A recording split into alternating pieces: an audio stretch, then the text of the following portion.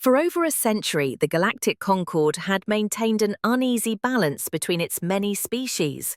Trade flowed, treaties were signed, wars were fought and forgotten, but one region remained a dark smear on every navigational chart, a swath of stars marked only by a simple label, human space. No lanes passed through it, no expeditions returned from it, no one dared to enter. Until the Vorthani did. The Vorthani Empire had never lost a war. Eight-legged arachnid predators with hive minds, their fleets crushed resistance across galaxies with surgical brutality. When they rose to power, even the Concord bowed their heads. ETT from Vorthor, but arrogance breeds foolishness. The Vorthani Queen Rithkar III dismissed the warnings about the humans. Primitive, she hissed, solitary, emotionally unstable. No galactic presence for over 80 cycles. The species is either extinct or irrelevant. And so she dispatched a fleet, not a scout, not a diplomatic envoy, a fleet, 60 warships, 10 million drones, all vanished within 23 hours. No distress signals, no escape pods, only silence. And silence speaks louder than screams.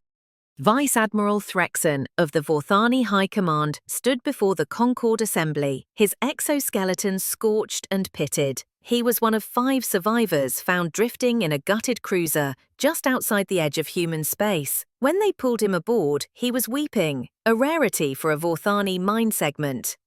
"The humans," he began, his voice trembling through the translator, "are not what you think they are." No one interrupted. "They didn't fight us, not at first. Our sensors didn't detect anything. No planetary defenses, no patrols. We approached their inner worlds without resistance." Our queen laughed. He paused, mandibles clicking nervously. Then they spoke. The chamber grew colder, though the temperature had not changed. No weapons, no threats, just a message. It played on every channel in every frequency we knew, and many we didn't. It was short. I can recite it now. He straightened, shoulders twitching from remembered fear. "To the Vorthani Empire, you have entered restricted space. You are not welcome. Leave now. This is your only warning." "We laughed, of course," Threxon continued. "Who gives a warning to an empire like ours?" But then we detected movement. They came without ships. This time someone did interrupt. A Rauxian ambassador leaned forward, gills fluttering in confusion. "Without ships?" Threxon nodded slowly. "They used what we now know are autonomous human war forms. Small, compact, built like scrap, but each one more powerful than our capital destroyers." His limbs trembled. "They didn't board us. They invaded through the hull, ripped through meters of Vorthani steel like paper. Their weapons, gods, their weapons were not even weapons. They were tools, repurposed, improvised. We were cut down not by military-grade armaments, but by engineering marvels made of rage. Their AIs were not sentient, but they understood. That was the terrifying part. The humans didn't need to fight. They let their machines do it. And their machines fight with human hatred, pure, distilled, generational hatred. It's coded into their protocols, into every microsecond of action." He looked up, eyes hollow. "And when they were done, they talked to us." Another pause. "They told us they remembered every war, every invasion, every genocide from their pre-galactic history. They remembered Hiroshima, Rwanda, Nanking, Auschwitz, 9/11, the AI rebellion, the orbital fall. They remembered because they made themselves remember. They designed their society to never forget. They told us something else, too." The chamber leaned in.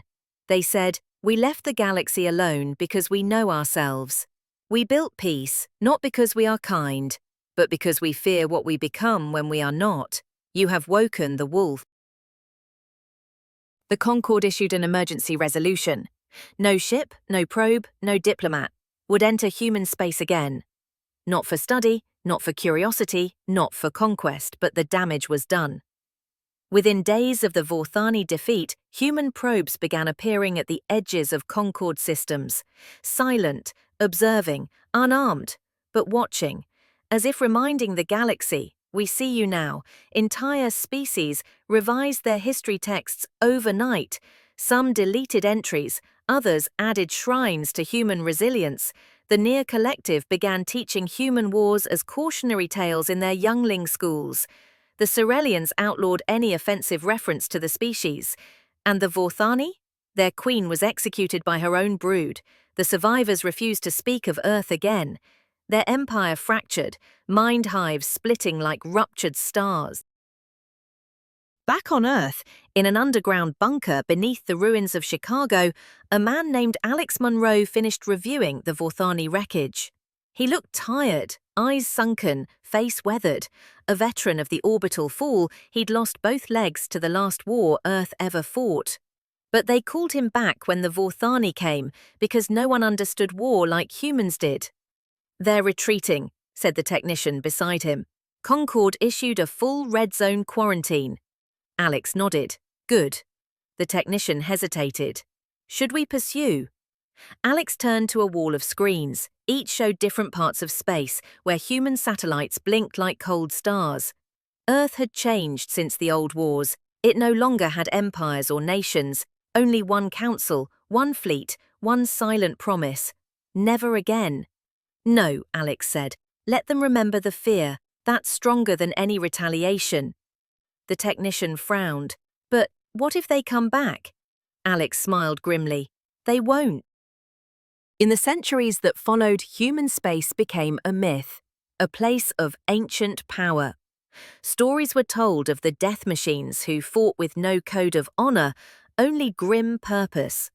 Of a species that taught its machines not just how to think, but how to feel anger. And when alien children asked why no one ever visited Earth, their parents whispered the same answer. Because the humans warned us, and they do not warn twice.